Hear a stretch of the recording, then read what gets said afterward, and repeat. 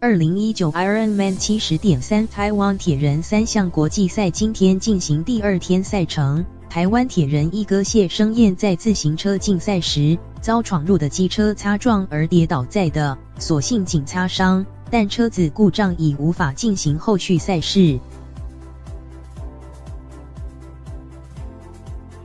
在台湾举办10年的 Ironman 铁人三项赛，今年连续第4年在台东举行，由台湾铁人三项公司、台东县政府等合办，23、24日2天在台东森林公园、活水湖等地举办。今天进行113公里长距离组及 Iron Girl 女子515的赛事。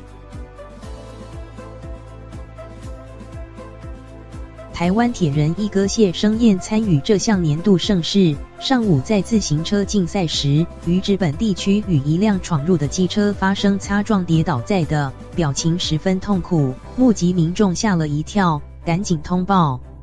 台湾铁人三项公司总经理郑世奇受访说，谢生燕所幸只有擦伤，原本他还想继续赛程，但他所骑乘的自行车机械故障，只好放弃继续比赛。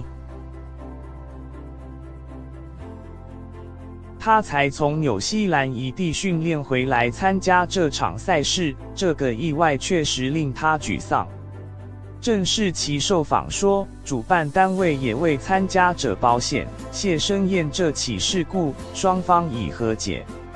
为使赛事顺利，活水湖至太麻里省道台11线道路、县道197至环山路段、乡道东45立及至台东大桥路段等都有封闭及管制，也协请一交民防和工作人员来回巡逻，希望民众都能配合管制。